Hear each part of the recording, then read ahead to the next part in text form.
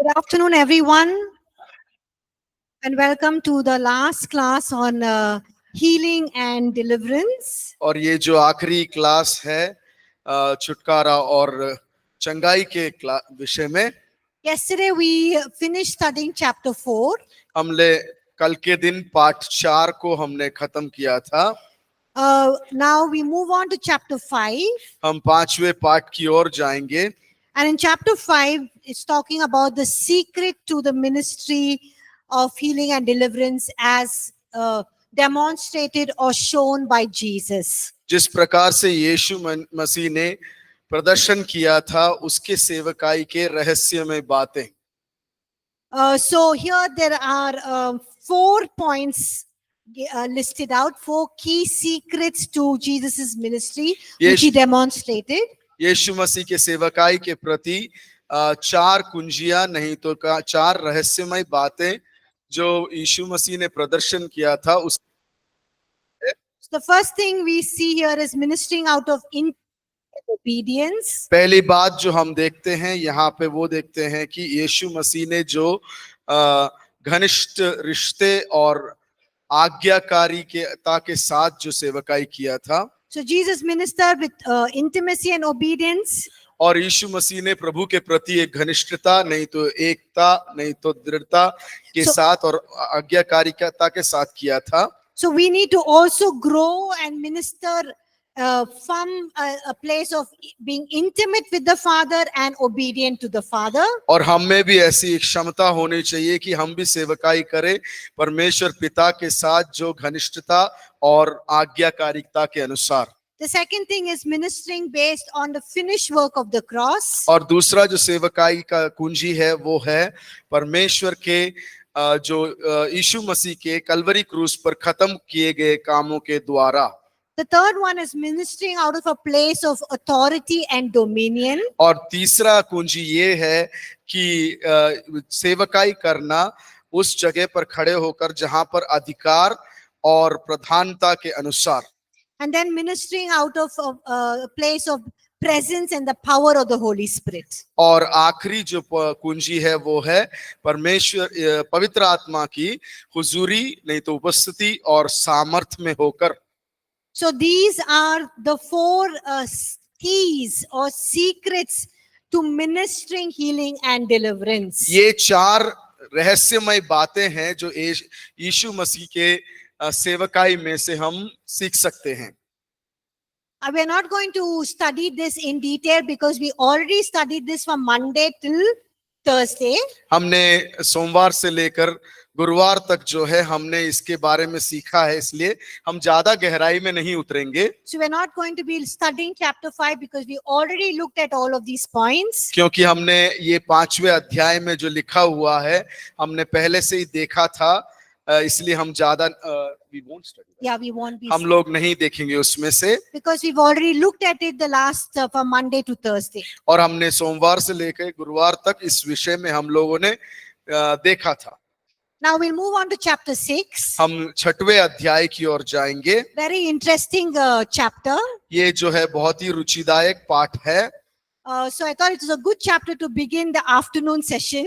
मैं ये विश्वास करती हूँ कि ये पाठ जो है दोपहर का एक सेशन शुरू करने के लायक होगा। Because none of you will sleep because it's very interesting. कोई भी नहीं सोएगा क्योंकि ये बहुत रुचिमय पाठ है। So we are going to look at several passages in the Bible. हम लोग कई परमेश्वर के वचन के आधार पर हम देखेंगे which is misunderstood by people. और जिसको गलतफहमी से लिया जाता है। And they use this as a basis for tolerating sickness and other demonic works. और ये चीजों को उस आधार पर हम वो लोग लेते हैं जिसके द्वारा पाप और बीमारी और छुटकारों को साधारण तरीके से सह लेते हैं वो लोग।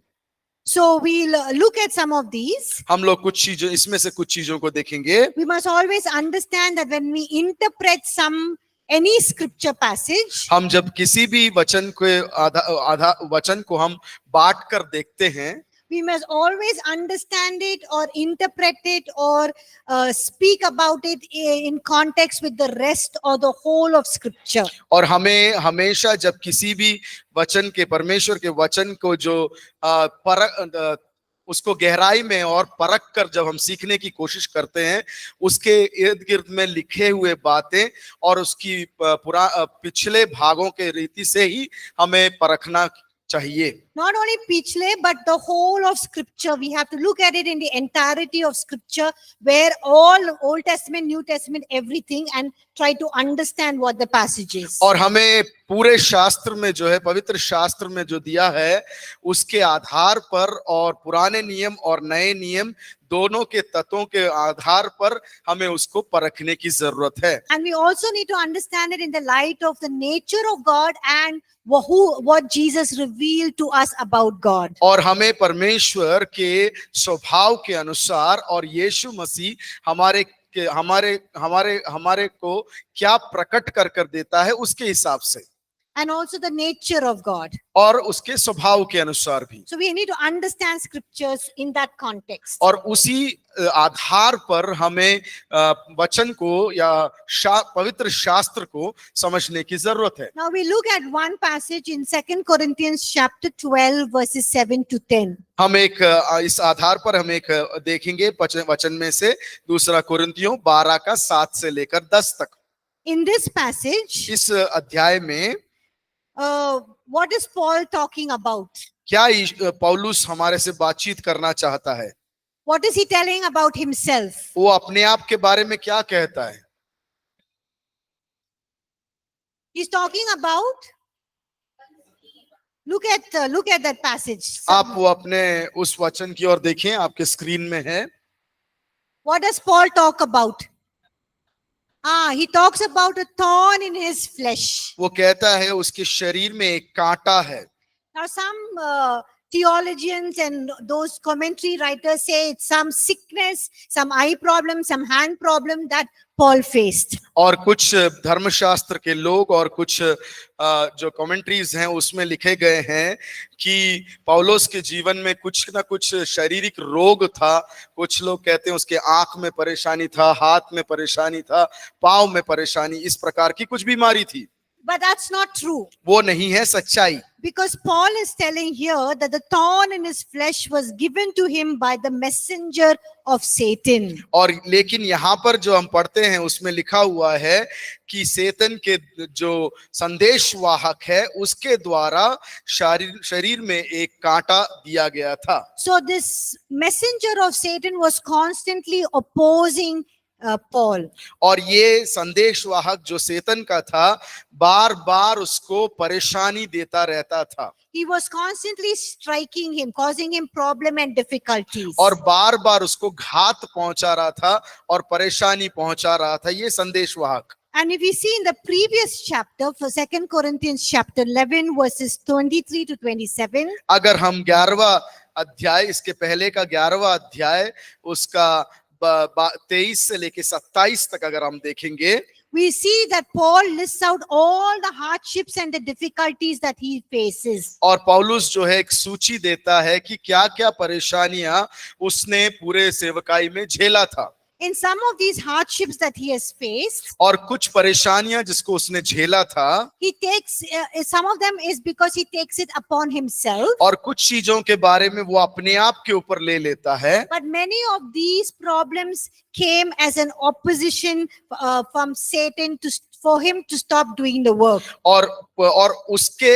और उसके साथ साथ कई ऐसी चीजें थी जो शैतान के तरफ से उसके खिलाफत में आया था ताकि वो सेवकाई को आगे ना कर पाए. And all these served to keep Paul on his feet or to stay humble before God. और ये सारी जो परेशानियां था उसको अपने आप के पांव पर स्थिर खड़े होकर परमेश्वर के सामने और नम्रता के साथ रहने में सहायता किया. And to depend on the Lord. और परमेश्वर पर आश्रित भी रहने के लिए. Now, why was this thorn in Paul's flesh? ये कांटा जो उसके शरीर में था क्यों था? Because Paul was one person who received an abundance of revelation, abundance. और ऐसा था कि क्यों इसलिए ऐसा हुआ क्योंकि पौलुस के जीवन में जो है बहुतायत से परमेश्वर का रहस्यों का प्रकटीकरण हुआ था। And that is why we see he writes all of that, and most of the New Testament scripture is written by Paul. और इसलिए हम देखते हैं कि पुराने नियम में बहुत से भाग जो है पौलुस के द्वारा रचित है। And he had also many personal encounters with God. और उसको जो है परमेश्वर के सामने कई बार आमना सामना हुआ है। And also visitations. और वो ही नहीं, परमेश्वर की उपस्थिति भी उसके पास हुई है। And he was one of the people who was taken up to the third heavens. और वो भी नहीं, वो उन लोगों में से एक था जिसको तीसरे स्वर्ग की ओर उठा लिया गया था। And for Paul not to become too proud of himself, ताकि पौलुस जो है अपने आप में ज्यादा अहंकार ना कर जाए, God allowed or permitted this thorn in his flesh. परमेश्वर ने इस प्रकार के उसके शरीर में एक कांटा की अनुमति दी, So that he can stay humble ताकि वो नम्र से नम्र रहे and he can depend on the Lord. और वो परमेश्वर पर अपने आसरा रख सके। Now, what did Paul do about this thorn in his flesh? और इस पौलुस ने क्या किया इस कांटे के विषय में? Huh? He prayed 3 times to God to take it away. और पौलुस ने 3 बार परमेश्वर से प्रार्थना किया कि हे परमेश्वर, ये कांटा मेरे शरीर से निकाल दो। Did God remove the thorn in his flesh? क्या वो कांटा परमेश्वर ने निकाल दिया? No, what does God tell him? और परमेश्वर ने उस जवाब में क्या दिया?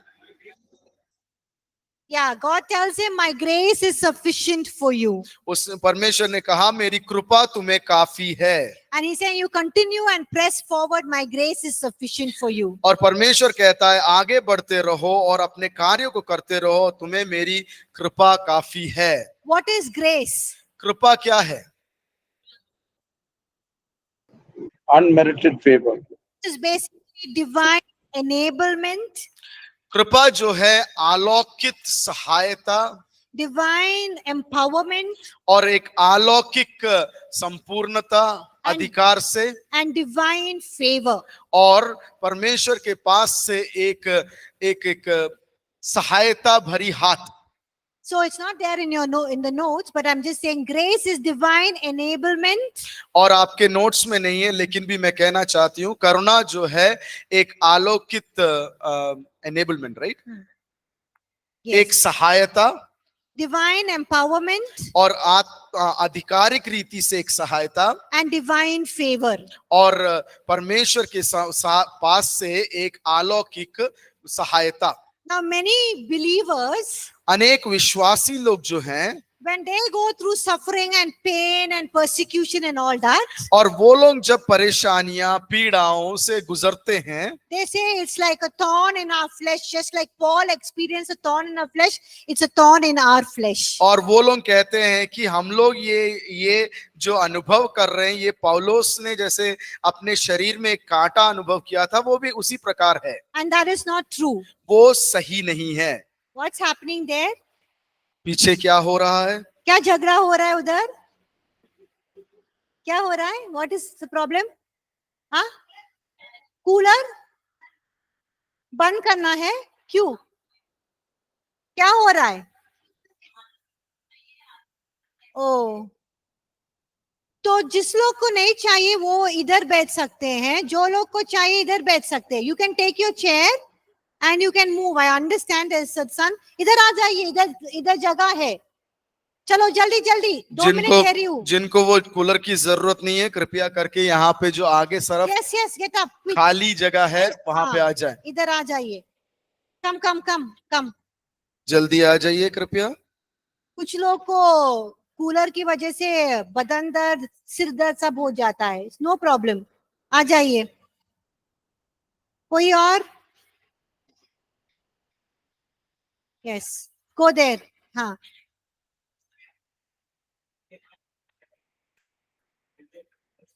Okay, will continue. Anyone else? आप लोग को सब कूलर पसंद है? आप कूल पीपल है. Okay. So we can't say it's a thorn in our flesh. और हम कह नहीं सकते कि वो जो पीड़ाएं होती है हमारे जीवन में, वो एक कांटा है हमारे शरीर में.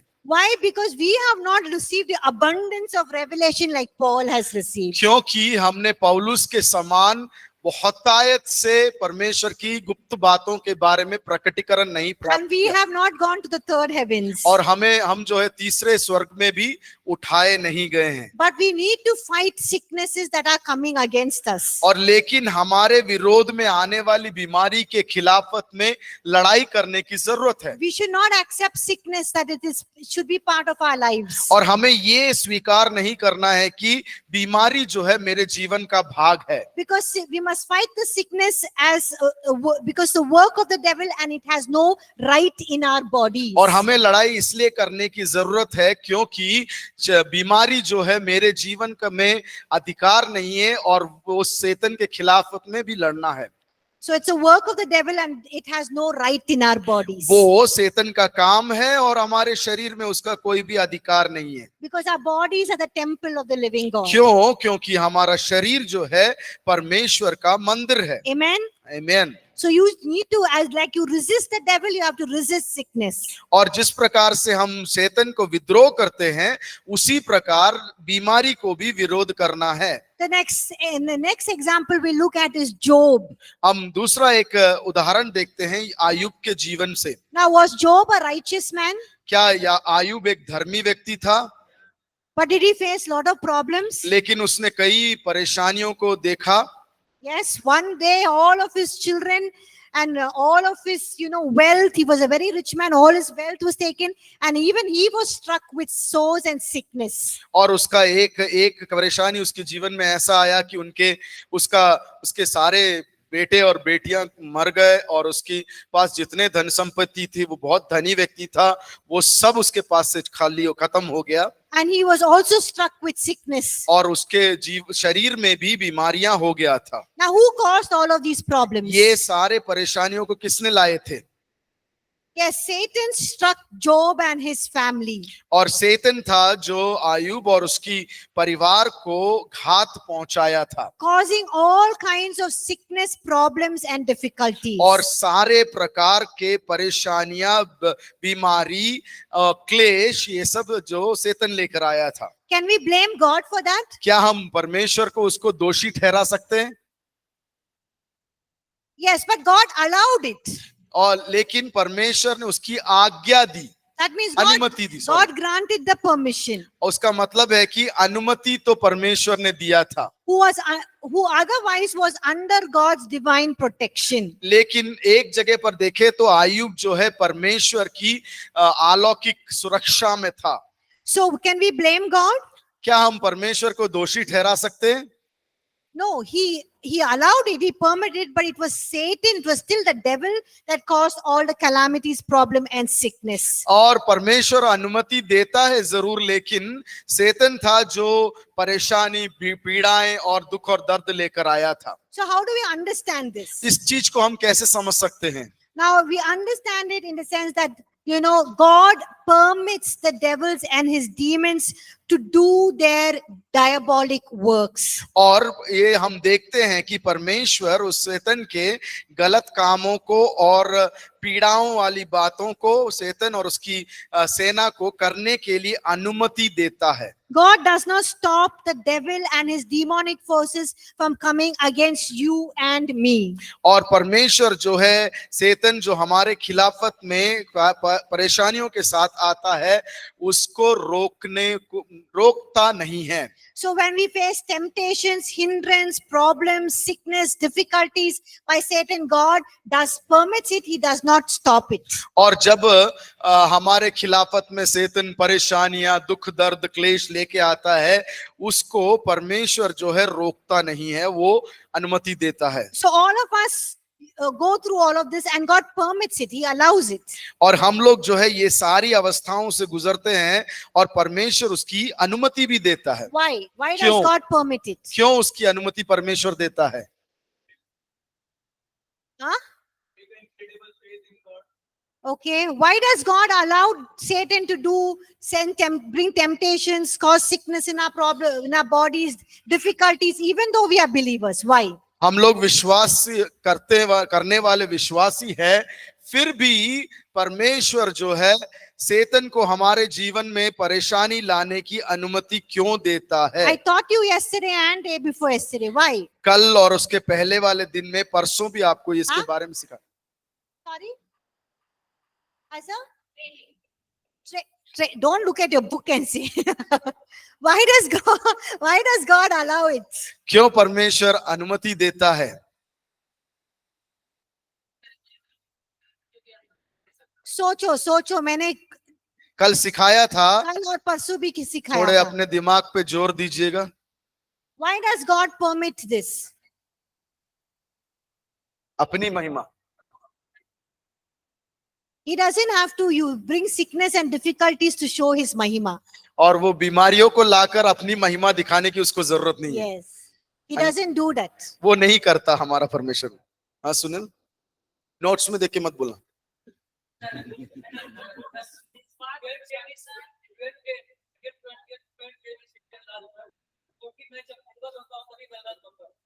Why does God permit Satan to bring problems, difficulties in our life? क्यों परमेश्वर दुष्ट ताकतों को, शैतान और उसकी प्रजा को अनुमति देते हैं कि हमारे जीवन में परेशानी आ जाए?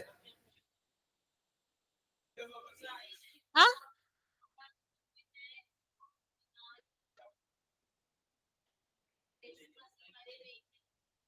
Okay. But ये यीशु मसीह अभी भी मर के जी उठे ना. But why even? But you have a point, correct?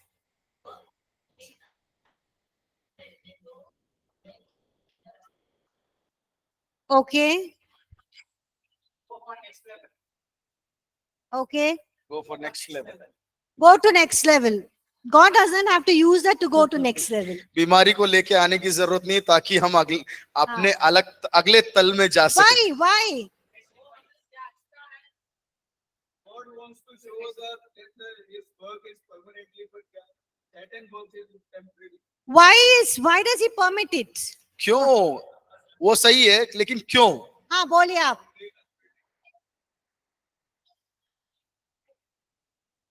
Okay. I told you when Adam and Eve sinned. हमने कहा था कि आदम और हव्वा ने जब पाप किया। हाँ बोलो. हाँ बोला आपने. हंसी आ रहा लेकिन भूल बोलो. बोलिए, कोई बात नहीं. When Adam, yes, you please tell me. हाँ? Okay, when Adam and Eve sinned, क्या हो गया? आदम और हव्वा ने जब पाप किया, गिर गए वो लोग, तो क्या हुआ? क्या किया? They gave their authority to whom? Yes, Kajal, thank you. They gave their authority to Satan. God had given the authority to Adam and Eve over this earth. इस धरती के ऊपर आदम और हव्वा को अधिकार दिया था, और वो अधिकार जो दिया परमेश्वर ने, उन लोगों ने पाप के कारण शैतान को वो अधिकार सौंप दिया। Please tell your neighbor, जागो अभी, सोना मत. अपने पड़ोस में बैठे वाले व्यक्ति को बोलो, सोना नहीं, जाग जो प्यारे। और बोलो, ध्यान से सुनो. और ध्यान से सुनो. Because this is very, very, very, very important. क्योंकि ये जो बातें हैं हमारे सेवकाई में और जीवन में बहुत जरूरी चीज है। आप लोग सब लोग मुझसे इतना बार पूछ चुके हैं, क्यों बिलीवर लोग को इतना परेशानी है, क्यों वो जल्दी मर जाते हैं, क्यों उनको दिक्कत होता है, क्यों वो बीमार पड़ता है. मैंने ऑलरेडी आंसर दिया है, बट किसी के मन में नहीं है, सिर्फ प्रश्न है, बट उत्तर नहीं है. तो फिर से सुनिए सब लोग. Why does God permit it? Because when Adam and Eve sinned, they gave their authority of the earth which God had given them to Satan. और आदम और हव्वा ने जब पाप किया था, उनके पास जो अवकाश था, अधिकार था, जो परमपिता परमेश्वर ने दिया था, वो जो है उन लोगों ने शैतान के हाथ में दे दिया. Remember, we read that passage in Psalm 119. The heavens belong to the Lord, the earth he is given to man. Okay? और हमने भजन संगीता 119 के में पढ़ा था कि स्वर्ग परमेश्वर का है और धरती मनुष्य के अधिकार में है. So for this time, God has permitted Satan to continue to do his works. और शैतान को अभी के समय एक समय के लिए उसको अनुमति दिया है कि वो अपने काम को आगे बढ़ाए।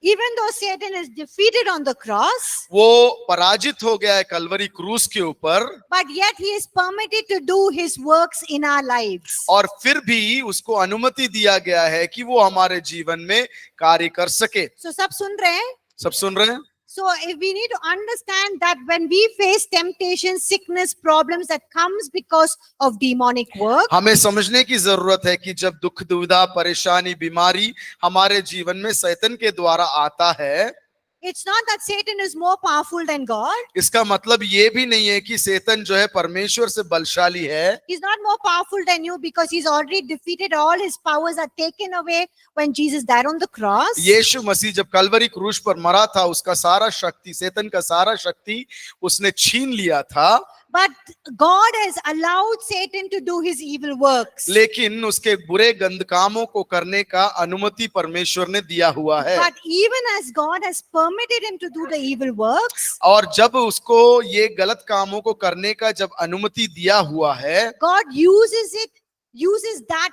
as a training for us. और वो हमें एक अभ्यास के समान उस शैतान की पीड़ाओं को इस्तेमाल परमेश्वर करता है। And he uses that as a training and also as something to mature us into Christ likeness. और हम में परिपक्वता आ सके और परमेश्वर यीशु के समान बढ़ सके, इसलिए वो चीजों को अनुमति देता है। And he's already given us all the weapons that we need to fight the devil. और उसके खिलाफत में लड़ने के लिए सारे औजार जो है हमारे हाथ में दिया हुआ है। Have you ever thought when Jesus already won the battle on the cross, क्या आप कभी आपने सोचा है कि जब यीशु मसीह ने कलवरी क्रूस पर लड़ाई तो जीत लिया है, he's already nullified Satan from all his powers. और उसके सारे अधिकारों से उसको हरा दिया है, He's already paralyzed him. He has nothing, he has no power.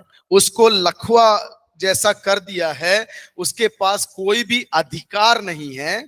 Then why has God given us the spiritual weapons? और क्यों परमेश्वर ने आत्मिक औजार दिए हैं हमारे हाथ? In Ephesians chapter 6, it says, put on the full armor of God. एफेसियों की पत्री 6वें अध्याय में लिखा है कि अपना पूरा युद्ध का कपड़ा पहन ले, कवच पहन ले, And stand against the devil. और दुष्ट के खिलाफत में खड़े हो जाए। Why do we need all of those things? उस चीजों की जरूरत क्या है? Because God knows He has permitted the devil to do evil here in this world because we have given him the authority. क्यों? क्योंकि हम लोगों ने उस शैतान को हमारे जीवन में कार्य करने की अनुमति दिया है, और इस जगत में रहने के लिए उस शस्त्रों की जरूरत है। So we need to take the weapons and we need to fight.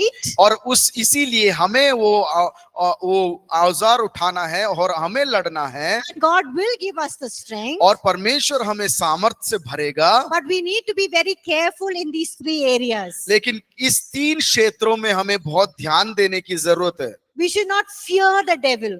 हमें शैतान से डरना नहीं है। If you fear him, then he comes and takes hold and possesses you. और अगर हम डर जाते हैं तो वो आता है और हमारा अधिकार वो ले लेता है। And we should never doubt God's love and power in our lives. और कभी भी परमेश्वर का प्रेम के बारे में हमें संदेह नहीं करना है। And we should not live in willful disobedience to God and His word. और इच्छा के अनुसार, अपने हित के अनुसार अनाज्ञाकारिता में भी नहीं जीना है। When we do these 3 things, we make ourselves very open to the attack of the evil one. और जब हम ये 3 कार्यों में चूक जाते हैं, हम जो है वो उसके कार्यों के लिए हम अपने आप को खोल देते हैं। So tell your neighbor, don't fear, don't doubt, and don't disobey God. और अपने पड़ोसी को कहें, डरना नहीं,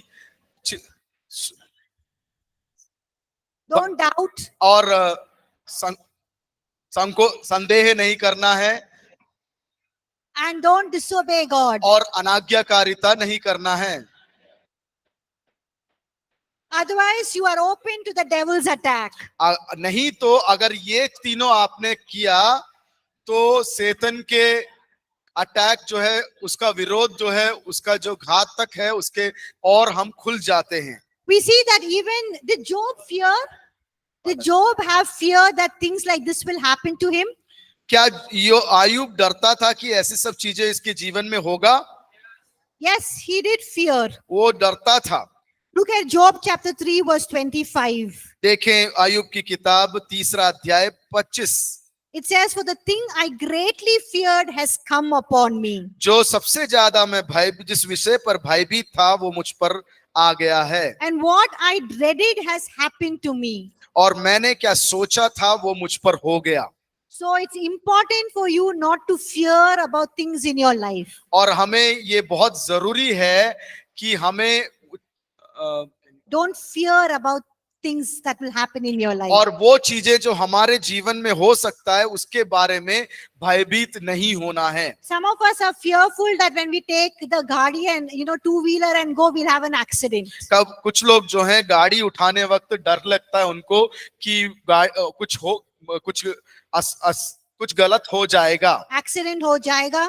और एक्सीडेंट्स हो जाएंगे। Sometimes we think that when we are walking alone on a dark road, somebody will attack us. और कभी कभी अंधेरे रास्ते पर हम जब चलते हैं हम ये सोचते हैं कि कोई आके मुझे मेरे विरोध में कुछ काम कर देगा। Sometimes we are afraid that our husband and wife relationship that will break. और कभी कभी हम लोग भयभीत हो जाते हैं कि पति और पत्नी का जो मेरा रिश्ता है वो टूट जाएगा। Sometimes we fear all of these unnecessary things. और ये जो जरूरी नहीं है वो चीजों के बारे में हम चिंतित हो जाते हैं। So opposite of faith is what? विश्वास का विपरीतात्मक क्या है? क्या है? विश्वास का विपरीत क्या है? Fear. डर है. The opposite of faith is fear. विश्वास का विपरीत है भय। If you don't डर। have fear, if you don't have faith, you will have fear in your life. अगर आपके जीवन में विश्वास नहीं है तो डर रहेगा।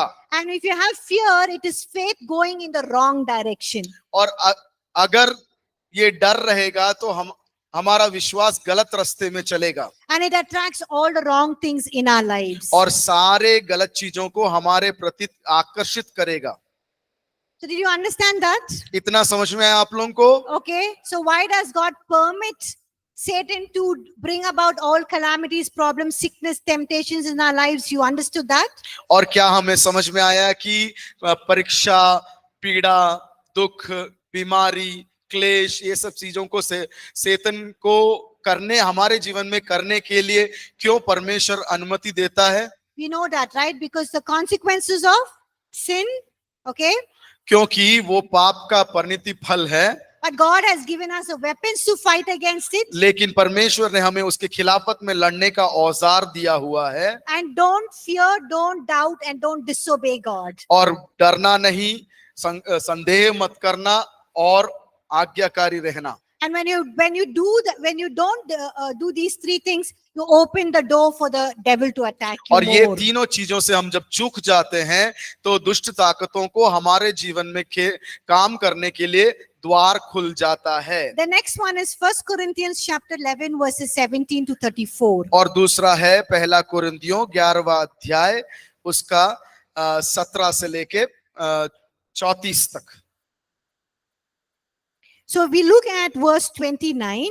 हम लोग 29 को देखेंगे। Says, for he who eats and drinks in an unworthy manner eats and drinks judgment to himself, not discerning the Lord's body. और उसमें लिखा हुआ है जो कोई व्यक्ति इसमें से पिए या खाए वो अयोग्य रीति से वो अपने आप के ऊपर न्याय लेकर आता है।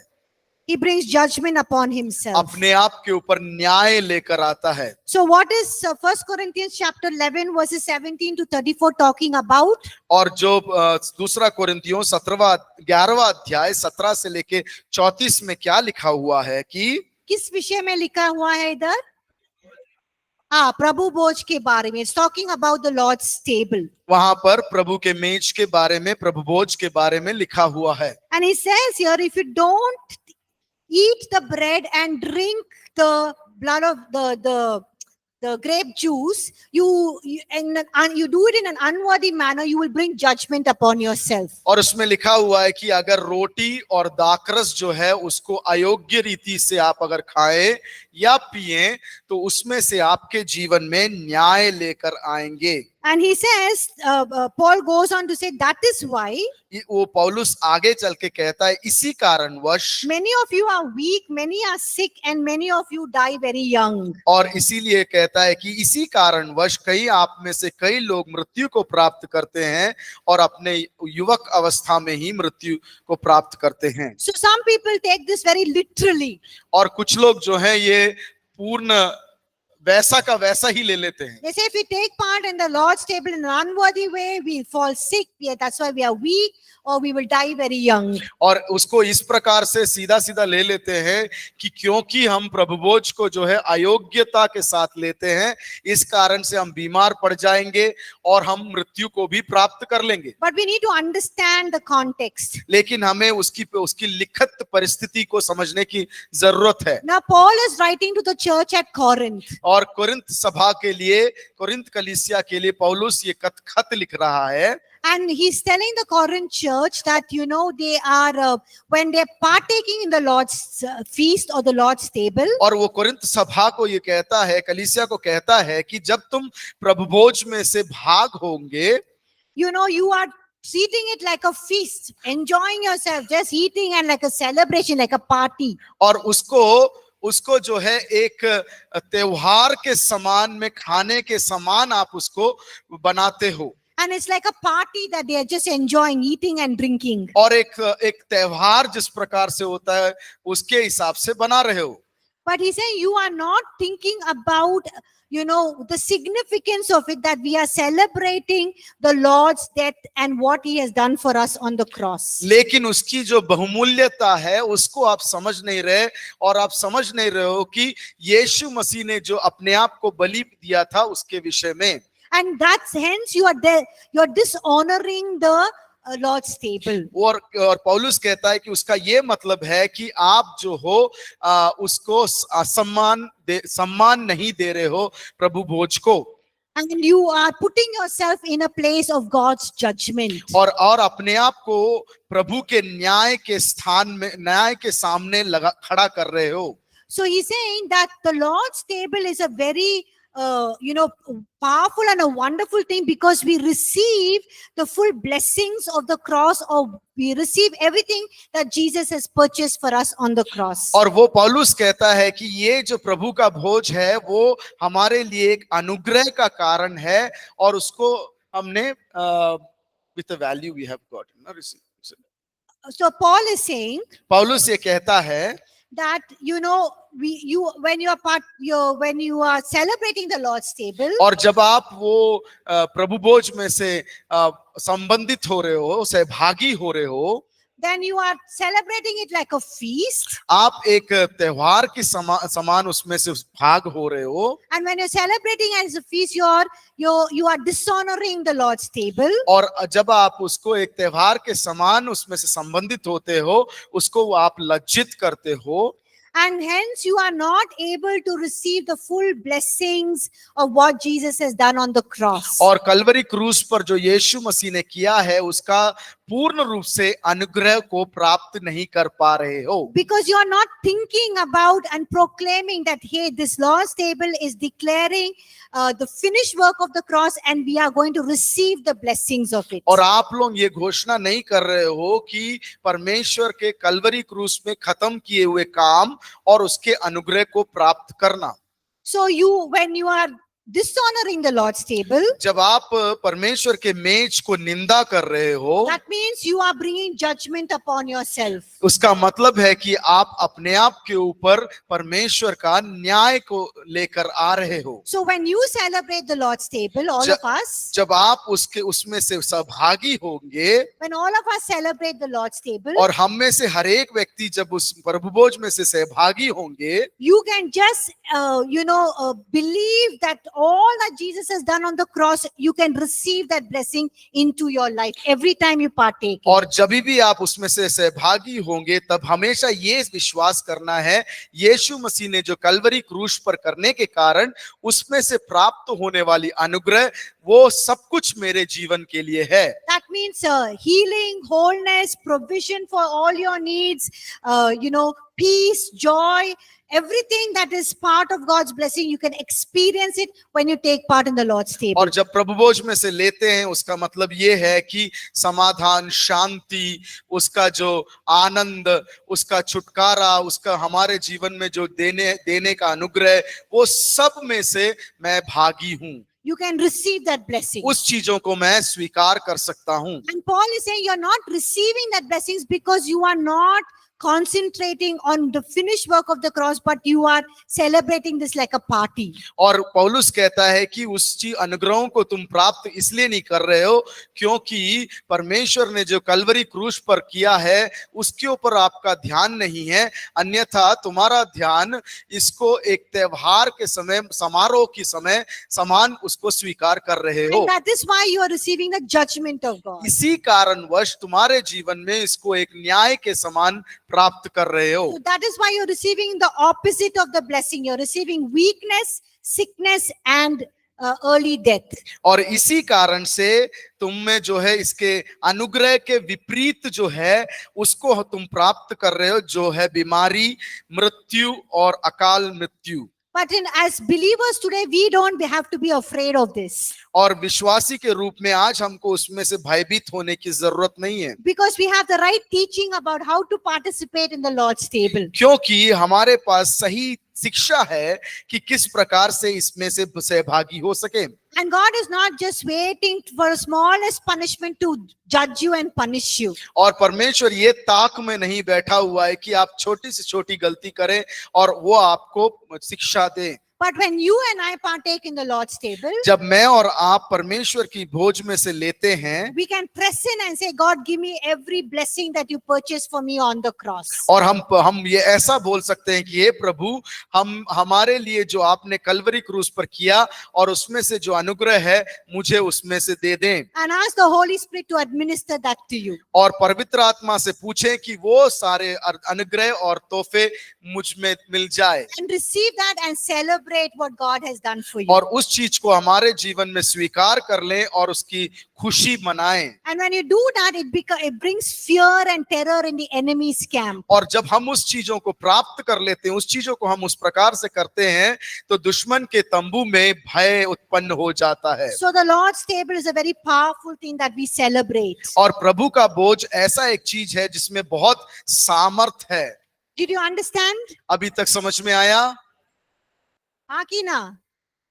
Okay. The next thing that we will look at is 1 Timothy chapter 5 verse 23. दूसरा जो देखेंगे हम वो है पहला तीमुथियुस 5 का 23. 22-23 में से। So here Paul is telling Timothy, यहाँ पे तीमुथियुस से पौलुस बोलता है he's writing the letter to Timothy, और तीमुथियुस को एक खत लिखता है पौलुस। and Timothy is having some stomach problems. Timothy को जो है पेट में कुछ खराबी है So he's telling Timothy, और तीमुथियुस से कहता है, please take little wine. और वो कहता है दाखरस थोड़ा सा पी ले। Now both सारे लोग इस वचन को पढ़ के बहुत खुश हो जाते हैं. और many become happy by reading this verse Because they are so excited that God or Bible tells them that they can drink wine. और क्योंकि वो लोग उत्साहित हो जाते हैं कि परमेश्वर के वचन में लिखा है मैं थोड़ा सा तो पी सकता हूँ। So we need to understand this in the context. हमें जो है इस लिखे हुए परिस्थिति के अनुसार इसको समझने की जरूरत है। Now in Paul's time, Timothy's time, और तीमुथियुस के समय पर and Paul's time, और पौलुस के समय पर medicine was not as advanced as it is today. दवाई जो है आज जितना आगे बढ़कर है, उन्नति में है, उस प्रकार से उस समय में नहीं था। Okay, सब लोग आप सुन लीजिए, बाद में देख लेंगे। हाँ, उसको छोड़ दो, हाँ, we can उसको see. छोड़ दो You और can यहाँ listen. ध्यान दीजिए। Yes. वहां जो लिख रहा है वो वहीं यहाँ पे मैडम बोल रही है Okay, आपसे। so you can. So it's very important because you need to know this. Many will ask you. और Okay? ये बहुत जरूरी जानकारी है क्योंकि कई लोग आपकी सेवकाई में इसके सवाल पूछेंगे। So why does Paul say drink wine? पौलुस तीमुथियुस से क्यों बोलता है कि थोड़ा सा दाखरस पी ले? Yes, little wine, because in those days there was medicine was not very advanced. क्योंकि उन दिनों में जो है चिकित्सा प्रणाली जो है इतना आगे नहीं था। So they used to use natural remedies problems. और साधारण जो परेशानियां बीमारियां होते थे उसको घरेलू चिकित्सा को इस्तेमाल किया करते थे। So he tells him, take a little wine. और वो पौलुस तीमुथियुस से कहता है थोड़ा सा दाखरस ले ले। So that does not mean that we can also take wine.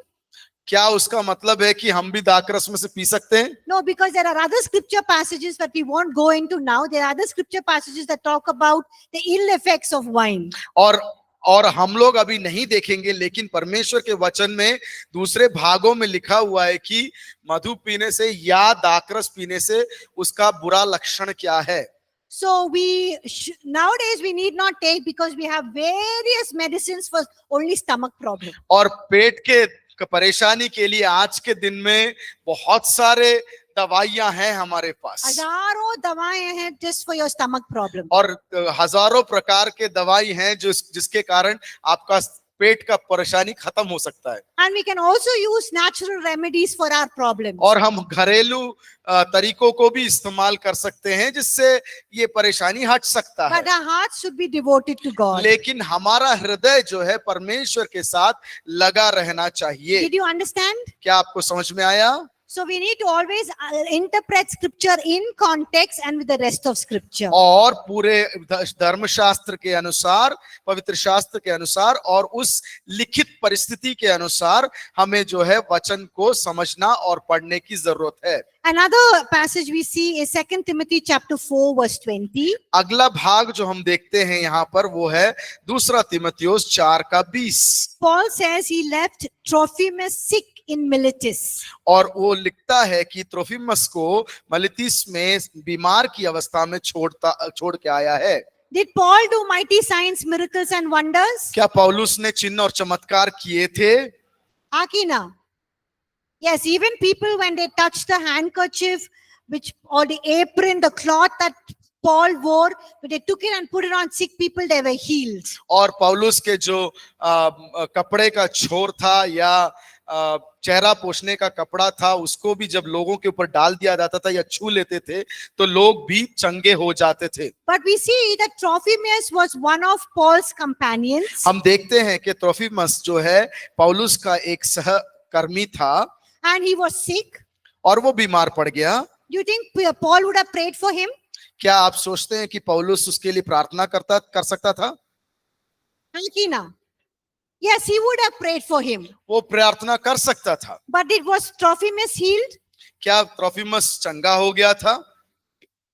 चंगा हो गया था कि नहीं? No, because this verse which we read says he left Trophimus sick in Miletus. क्योंकि आगे के भाग में हम जब पढ़ते हैं तो उसमें देखते हैं पौलुस लिखता है कि मैं त्रोफिमस को मिलेतुस में छोड़कर आया हूं। Now Paul moved mightily in the gifts of the Spirit of healing and word of wisdom, word of knowledge, doing signs, miracles and wonders. He was mighty in that. और पौलुस का ऐसा एक गुण था कि उसके अंदर ऐसा वरदान मिला था कि चंगाई की सेवकाई में, छुटकारे की सेवकाई में बहुत प्रबल होके वो काम कर सकता था। But even though he had all of these gifts, he could not bring healing to Trophimus. और ये सारे वरदान उसके अंदर होने के बावजूद उस त्रोफिमस के अंदर जो है वो चंगाई को ला नहीं पाया। Now what do we learn from this? हम यहाँ से क्या सीख सकते हैं?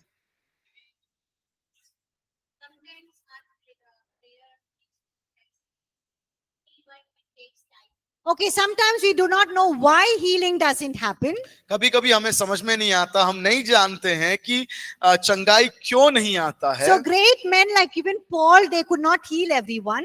और परमेश्वर के जो प्रमुख दास हैं पौलुस के द्वारा भी कभी कभी चंगाई नहीं हुआ है। But we still keep pressing on towards bringing healing to everybody we pray for. लेकिन जिन जिन लोगों के प्रति हम प्रार्थना करते हैं, हम ऐसे जोर में लगे रहते हैं, जोर देते हैं कि उनके जीवन में चंगाई आ जाए। And we need to ask the Holy Spirit to continue to move in us and help us. और हमें पवित्र आत्मा को पूछने की जरूरत है कि हमारी सहायता करे और इस चिकित्सा सेवकाई में, चंगाई की सेवकाई में हमें आगे बढ़ने की ताकत दें। Okay, you all can go for the break. Thomas has a question.